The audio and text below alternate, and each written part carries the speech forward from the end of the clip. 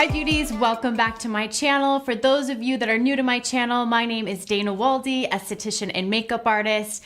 And today I have a very special guest and longtime friend, my friend Amber Van Cleave. Hi everybody. She is also an esthetician and she is an RN, and she works at a very popular med spa down in Encinitas called Aesthetically Pleasing Med Spa, also known as AP Med Spa.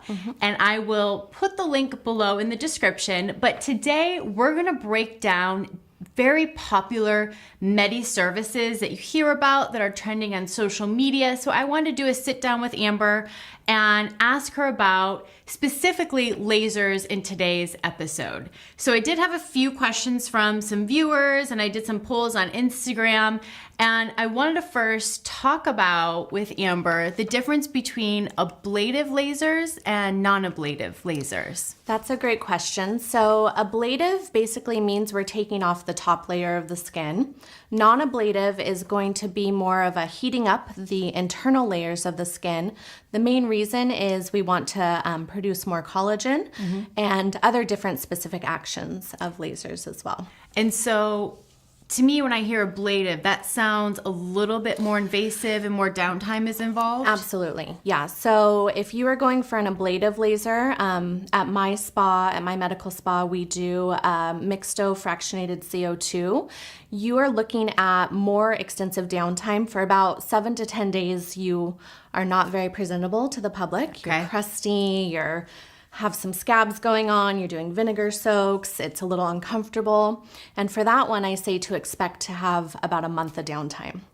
And I feel now I have that visual in my head and the reference of Samantha from Sex and the City. Yes. Is that what we're talking about? That kind of Yes. downtime? Well, hers was actually, good point, hers was actually a deep chemical peel. So you're gonna look worse than that. Okay. Yes. So next level. However, the benefit of it is that that is the most intense results that you are going to be able to achieve. So someone with very intense aging concerns is going to want to go for that to have their optimum result. So, And is there anyone who wouldn't? So ideally the CO2 is for somebody who needs more aggressive anti-aging treatment, deeper lines. Is there anyone who wouldn't be a candidate for that? So most cases, if we refer to like a Fitzpatrick skin scale, a 6 is usually, unfortunately, not going to be a candidate for really any laser.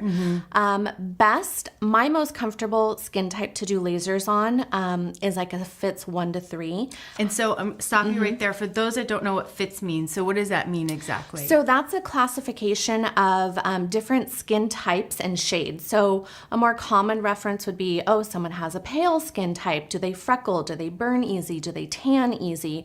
So it's going to basically be shades of skin from 1 to 6.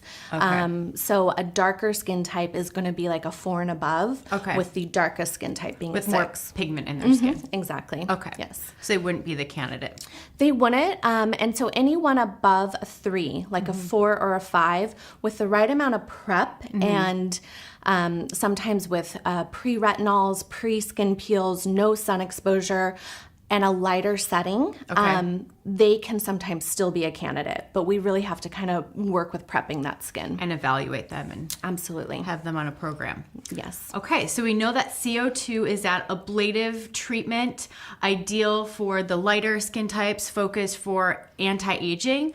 Now let's talk about what laser would you recommend? I feel, especially because we're here in Southern California, we're exposed to so much sunlight all the time. What do people do for pigmentation and sun damage? My go-to for pigmentation is IPL, so that's intense pulse light. Okay. It's technically not actually a laser, it's a light. So it's a deeper light transmitted through the skin.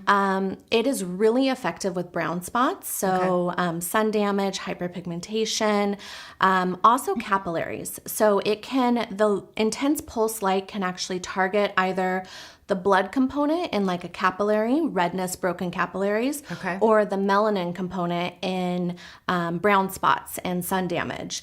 So that is going to be the most effective for treating sun damage. And does that one involve a Fitzpatrick, lighter skin, darker skin? I personally only do it on Fitz 1 to 3. Okay. Because the light will attract to melanin.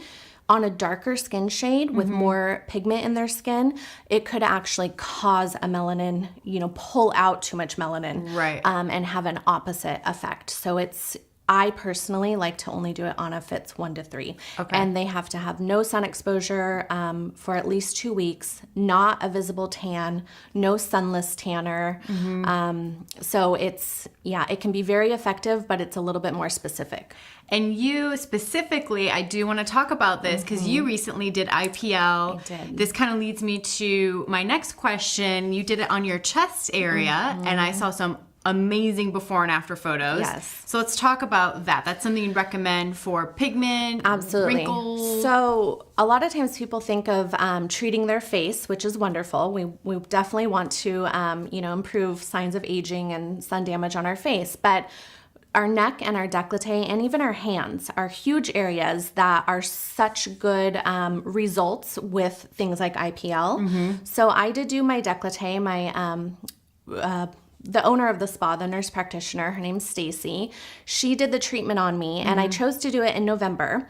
So that's important because especially in Southern California, we're always in sun, even when we don't feel like we're on a beach day.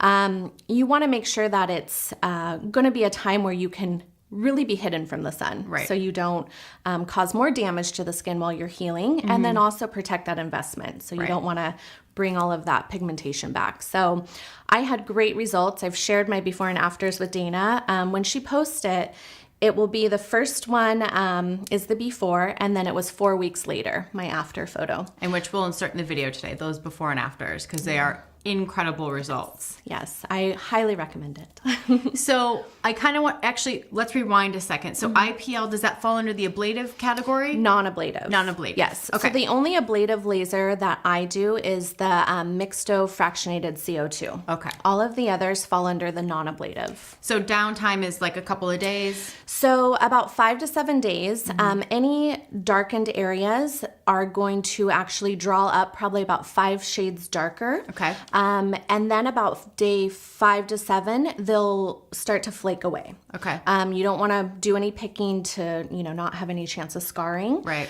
But it's about 5 to 7 days. After 7 days, you'll look okay, but your skin's still healing. Okay. So in my perfect world, I tell people to expect about, a month to really protect your skin. Okay. And then beyond, I recommend. Okay. Got it.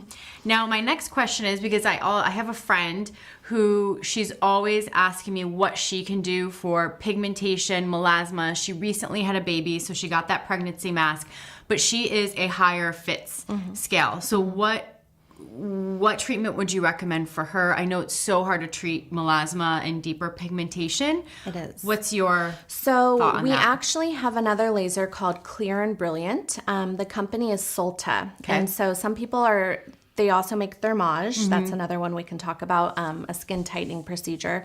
But the Clear and Brilliant is the first laser that launched that is okay for any Fitzpatrick skin. Okay. So I've actually been told by the rep that even a Fitzpatrick 6 can have our treatment. I still personally, I may be a little old school because I've been in this industry for about 20 years, but I don't know how comfortable I am. Okay. I need to see it. Right. But it's, they have said it is okay for all Fitzpatrick skin types. Okay. And it is good for melasma. There's 2 different heads. There's an original head and a Primea head, and that one's going to target more of the brown pigmentation. Okay.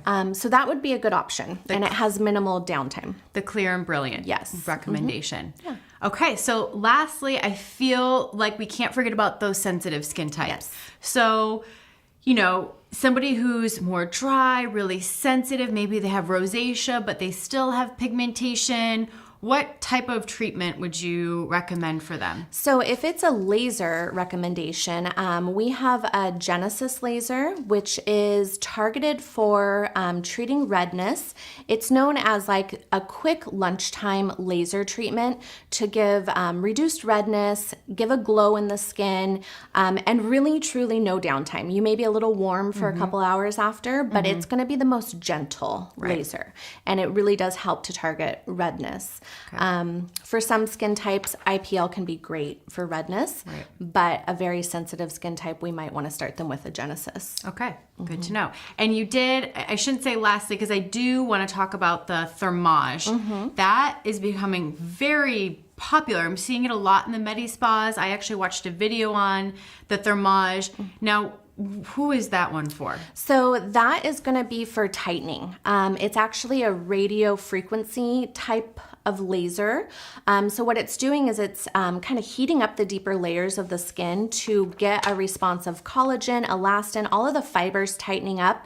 And it's actually one of those that you won't immediately have any downtime. But your optimum results is in about 6 months because it's a process that it triggers. So it's a really amazing treatment for, you know, that person who's like, I'm not ready for a facelift, but I want some intense tightening and lifting of my skin. And that one's more ablative. That one's just a little it's bit actually, more? Is it painful? It is painful. That's what I hear. I'm like, with any laser, we are going to offer a topical numbing. But this one, because it does heat into those deeper layers of the skin, I do like to prepare patients, sometimes over prepare them. So maybe they are experiencing less, but it is, I would say, the most uncomfortable, right up there with the fractionated CO2. Okay. Yeah. Good to know, because that was word on the street with that one. Yes. But very effective. I've seen some great before and afters of that specific treatment.